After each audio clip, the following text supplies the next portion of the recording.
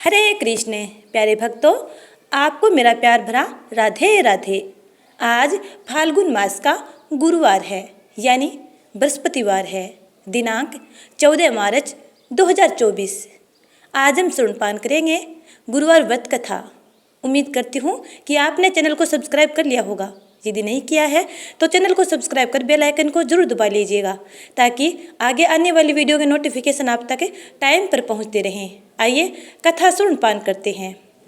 भारतवर्ष में एक प्रतापी और दानी राजा राज्य करता था। वह नित्य गरीबों और ब्राह्मणों की सहायता करता था। यह बात उसकी रानी को अच्छी नहीं लगती थी। वह न ही गरीबों को दान देती, न ही भगवान का पूजन करती थी, और राजा को भी दान देने से मना किया करती थी। एक दिन राजा शिकार खेलने वन को चले गई तो रानी महल में अकेली थी। उसी समय बृहस्पति देव साधु के वेश में राजा के महल में भिक्षा लेने के लिए गए और भिक्षा मांगी। रानी ने भिक्षा देने से इनकार किया और कहा, हे साधु महाराज, मैं तो दान पुण्य से तंग आ गई हूँ। मेरा पति सारा धन लुटाते रहते हैं।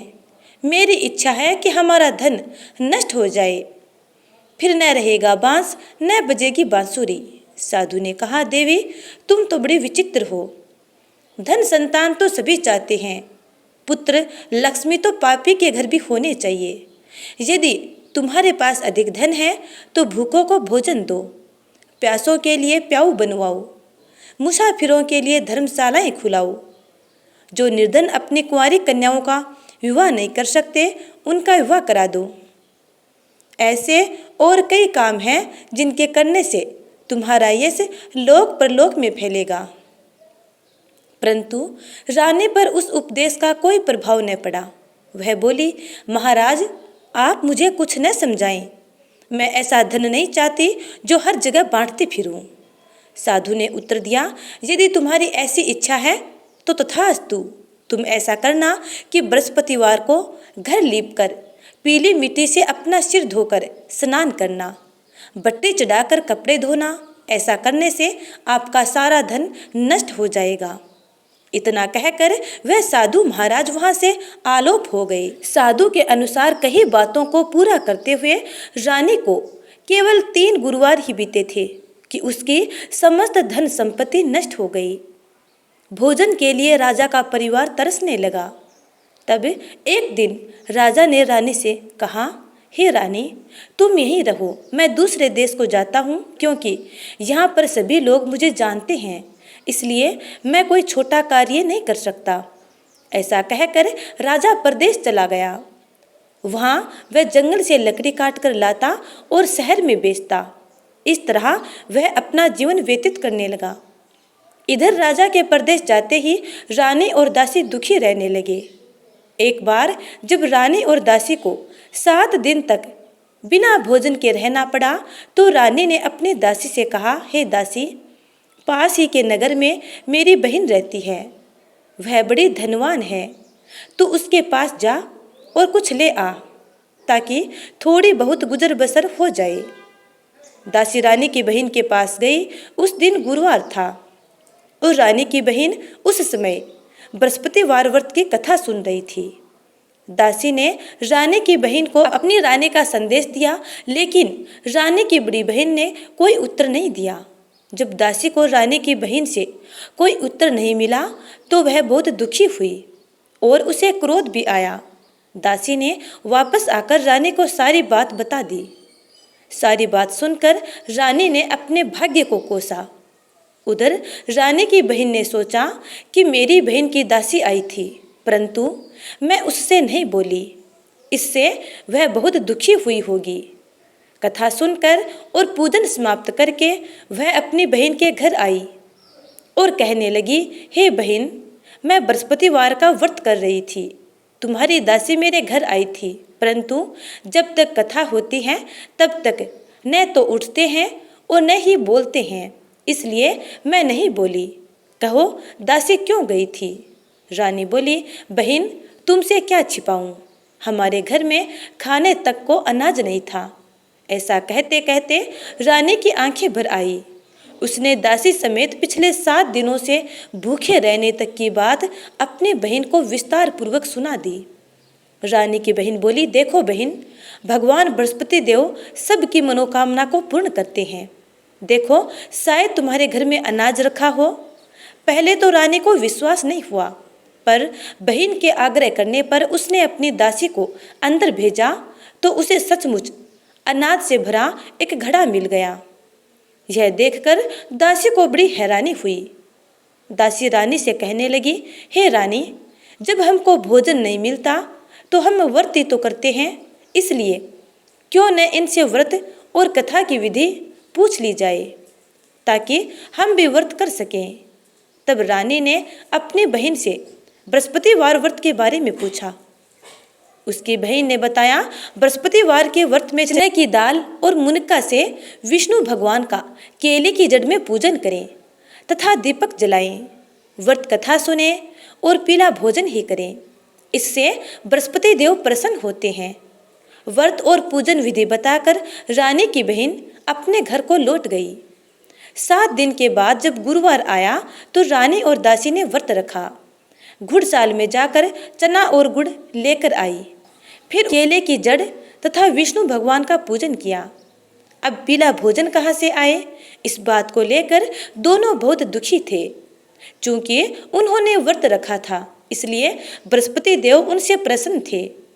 इसलिए वे एक साधारण व्यक्ति का रूप धारण कर 2 थालों में सुंदर पीला भोजन दासी को दे गए। भोजन पाकर दासी बहुत प्रसन्न हुई और फिर रानी के साथ मिलकर भोजन ग्रहण किया। उसके बाद वे सभी गुरुवार को व्रत और पूजन करने लगी।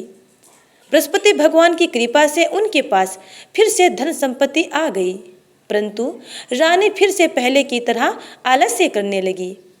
तब दासी बोली, देखो रानी, तुम पहले भी इस प्रकार आलस्य करती थी। तुम्हें धन रखने में कष्ट होता था, इस कारण सभी धन नष्ट हो गया। और अब जब भगवान बृहस्पति की कृपा से धन मिला है तो तुम्हें फिर से आलस्य होता है। रानी को समझाते हुए दासी कहती है कि बड़ी मुसीबतों के बाद हमने यह धन पाया है, इसलिए हमें दान पुण्य करना चाहिए, भूखे मनुष्य को भोजन कराना चाहिए और धन को शुभ कार्यों में खर्च करना चाहिए, जिससे तुम्हारे कुल का यश बढ़ेगा, स्वर्ग की प्राप्ति होगी और पितृगण प्रसन्न होंगे। दासी की बात मानकर रानी अपना धन शुभ कार्यों में खर्च करने लगी, जिससे पूरे नगर में उसका यश फैलने लगा। दूसरी ओर एक दिन राजा दुखी होकर जंगल में एक पेड़ के नीचे आसन जमाकर बैठ गया। वह अपनी दशा को याद करके व्याकुल होने लगा। बृहस्पतिवार का दिन था। एकाएक उसने देखा कि एक निर्जन वन में एक साधु प्रकट हुए हैं। वह साधु वेश में स्वयं बृहस्पति देवता थे। लकड़हारे के सामने आकर बोले, हे लकड़हारे, इस सुनसान जंगल में तू चिंता मगन क्यों बैठा है? लकड़हारे ने दोनों हाथ जोड़कर प्रणाम किया और उत्तर दिया, महात्मा जी, आप सब कुछ जानते हैं, मैं क्या कहूँ? यह कहकर रोने लगा और साधु को अपनी आत्मकथा सुनाई। महात्मा जी ने कहा, तुम्हारी स्त्री ने बृहस्पति के दिन बृहस्पति भगवान का निरादर किया है, जिसके कारण रुष्ट होकर बृहस्पति देव ने तुम्हारी ये दशा कर दी है। अब तुम चिंता को दूर करके मेरे कहने पर चलो तो तुम्हारे सब कष्ट दूर हो जाएंगे और भगवान पहले से भी अधिक धन संपत्ति देंगे। तुम बृहस्पति के दिन कथा किया करो।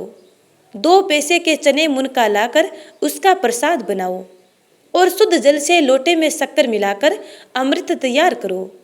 कथा के पश्चात अपने सारे परिवार और सुनने वाले प्रेमियों में अमृत व प्रसाद बांटकर आप भी ग्रहण करो। ऐसा करने से भगवान तुम्हारी सब मनोकामनाएं पूरी करेंगे।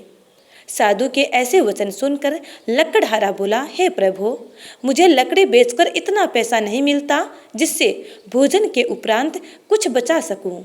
मैंने रात्रि में अपनी स्त्री को व्याकुल देखा है। मेरे पास कुछ भी नहीं जिससे मैं उसकी खबर मंगा सकूं। साधु ने कहा, हे लकड़हारे, तुम किसी बात की चिंता मत करो। बृहस्पति के दिन तुम रोजाना की तरह लकड़ियां लेकर शहर को जाओ। तुमको रोज से दुगुना धन प्राप्त होगा, जिससे तुम भली भांति भोजन कर लोगे तथा बृहस्पति देव की पूजा का सामान भी आ जाएगा। इतना कहकर साधु अंतर्धान हो गए। धीरे धीरे समय व्यतीत होने पर फिर वही बृहस्पतिवार का दिन आया। लकड़हारा जंगल से लकड़ी काटकर किसी शहर में बेचने गया। उसे उस दिन और दिन से अधिक पैसा मिला। राजा ने चना गुड़ आदि लाकर गुरुवार का व्रत किया। उस दिन से उसके सभी क्लेश दूर हो गए। परंतु जब दोबारा गुरुवार का दिन आया तो बृहस्पतिवार का व्रत करना वह लकड़हारा भूल गया। इस कारण बृहस्पति देव पुनः उससे नाराज हो गए। उस दिन उस नगर के राजा ने विशाल यज्ञ का आयोजन किया तथा शहर में यह घोषणा करवा दी कि कोई भी मनुष्य अपने घर में भोजन न बनावे, न आग जलावे, समस्त जनता मेरे यहाँ भोजन करने आवे। इस आज्ञा को जो न मानेगा उसे फांसी की सजा दी जाएगी। इस तरह की घोषणा संपूर्ण नगर में करवा दी गई। राजा की आज्ञा अनुसार शहर के सभी लोग भोजन करने गए, लेकिन लकड़हारा कुछ देर से पहुंचा, इसलिए राजा उसको अपने साथ अपने महल में ले गया और महल में ले जाकर उसे भोजन करा रहे थे तो रानी की दृष्टि उस खूंटी पर पड़ी जिस पर उसका सोने का हार लटका हुआ रहता था और लकड़हारे के जाते ही वह हार वहां से गायब हो गया। रानी ने निश्चय किया कि मेरा हार इस मनुष्य ने चुरा लिया है। उसी समय सिपाहियों को बुलाकर उस लकड़हारे को कारागार में डलवा दिया गया। जब लकड़हारा कारागार में पड़ गया और बहुत दुखी होकर विचार करने लगा कि न जाने कौन सी पूर्व जन्म के कर्म से मुझे दुख प्राप्त हुआ है, और उसी साधु को याद करने लगा जो कि जंगल में मिला था। उसी समय तत्काल बृहस्पति देव साधु के रूप में प्रकट हुए और उसकी दशा को देखकर कहने लगे, अरे मूर्ख, तूने बृहस्पति देव की कथा नहीं करी, इस कारण तुझे दुख प्राप्त हुआ है। अब चिंता मत कर।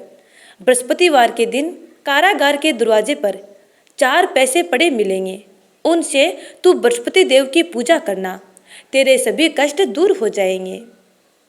पुनः बृहस्पतिवार का दिन आया और उसे कारागार के दरवाजे के आगे 4 पैसे मिले। लकड़हारे ने उनसे कथा करी। उसी रात्रि को बृहस्पति देव ने उस नगर के राजा को सौपन में कहा, हे राजा, तुमने जिस आदमी को कारागार में बंद कर दिया है वह निर्दोष है, वह राजा है, उसे छोड़ देना। रानी का हार उसी खूंटी पर लटका है जहां पर पहले लटका हुआ था। अगर तू ऐसा नहीं करेगा तो मैं तेरे राज्य को नष्ट कर दूंगा।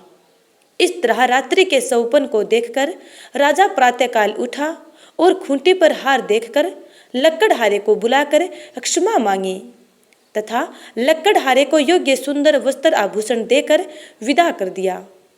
बृहस्पति देव की आज्ञा अनुसार लकड़हारा अपने नगर को चल दिया। राजा जब अपने नगर के निकट पहुंचा तो उसे बड़ा आश्चर्य हुआ। नगर में पहले से अधिक बाग, तालाब, कुएं तथा बहुत सी धर्मशालाएं, मंदिर आदि बन गए थे। राजा ने पूछा, यह किसका बाग और धर्मशालाएं हैं? तब नगर के सब लोग कहने लगे, यह सब रानी और बांदी के हैं। तो राजा को आश्चर्य हुआ और गुस्सा भी आया।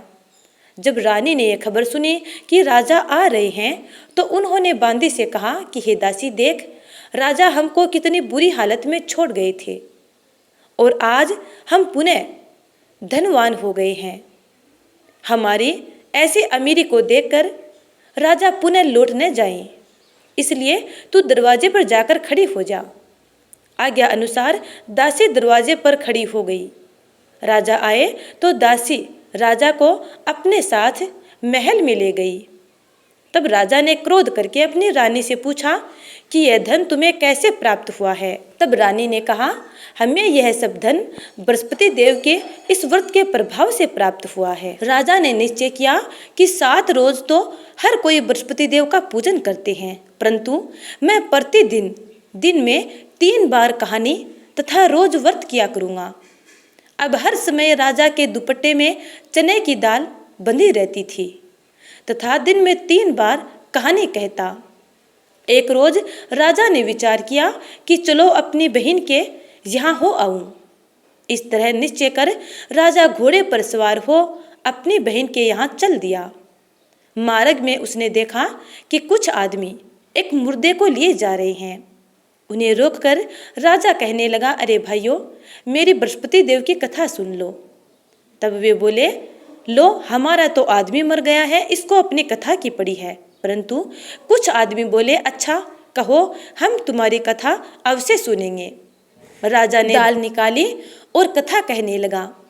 जब कथा आदि हुई कि मुर्दा हिलने लग गया और जब कथा समाप्त हो गई तो राम राम करके मनु से उठकर खड़ा हो गया। इसके बाद जब राजा आगे चला तो उसे मार्ग में एक किसान खेत में हल चलाता मिला।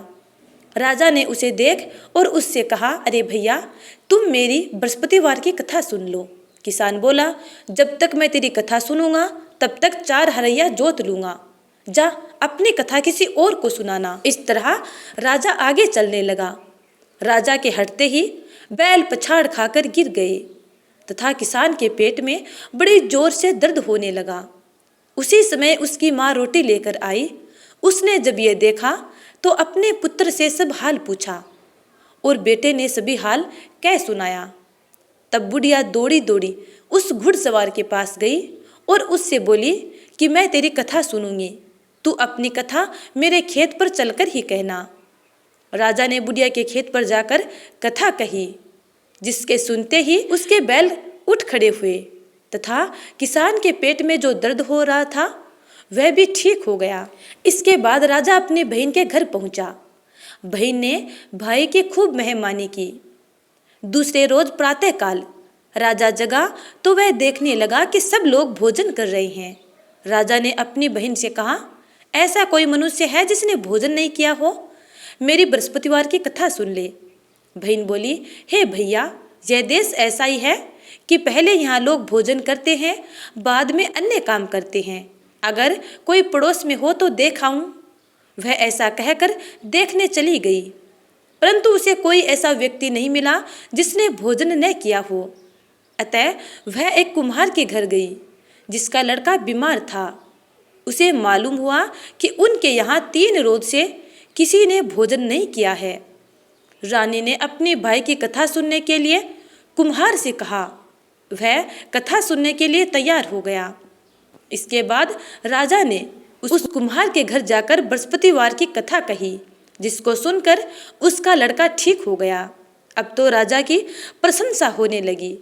एक रोज राजा ने अपनी बहन से कहा कि हे बहन, हम अपने घर को जाएंगे, तुम भी तैयार हो जाओ। राजा की बहन ने अपनी सास से कहा।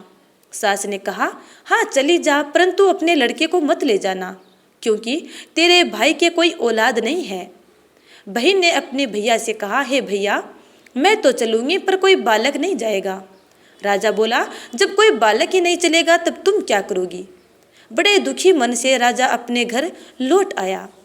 राजा ने अपनी रानी से कहा, हम निर्वंशी हैं, हमारा मुंह देखने का धर्म नहीं है और कुछ भोजन पानी आदि ग्रहण नहीं किया। रानी बोली, हे प्रभु, बृहस्पति देव ने हमें सब कुछ दिया है, वह हमें औलाद भी अवश्य देंगे। उसी रात को बृहस्पति देव ने राजा से सौपन में कहा, हे राजा, उठ, सभी सोच त्याग दे, तेरी रानी गर्भ से है। राजा ने प्रातःकाल उठकर अपने सौपन की यह बात अपने घर के सभी सदस्यों को बताई और घर में खुशी का माहौल छा गया। 9वें महीने में उसके गर्भ से एक सुंदर पुत्र पैदा हुआ। तब राजा बोला, हे रानी, स्त्री बिना भोजन के रह सकती है, पर बिना कहे नहीं रह सकती। जब मेरी बहन आवे तुम उससे कुछ मत कहना। रानी ने सुनकर हाँ कर दी। जब राजा की बहन ने यह शुभ समाचार सुना तो वह बहुत खुश हुई तथा बधाई लेकर अपने भाई के यहाँ आई। तभी रानी ने कहा, घोड़ा चढ़कर तो नहीं आई, गधा चढ़कर आई है। राजा की बहन बोली, भाभी, मैं इस प्रकार न कहती तो तुम्हें औलाद कैसे मिलती? बृहस्पति देव ऐसे ही हैं, जैसे जिसके मन में कामनाएं होती हैं सभी को पूर्ण करते हैं। जो सद्भावना पूर्वक बृहस्पतिवार का व्रत करता है एवं कथा सुनपान करता है अथवा कथा सुनाता है तो बृहस्पति देव उसकी सभी मनोकामनाएं पूर्ण करते हैं। तो प्रेम से बोले, बृहस्पति देव की जय, भगवान विष्णु की जय।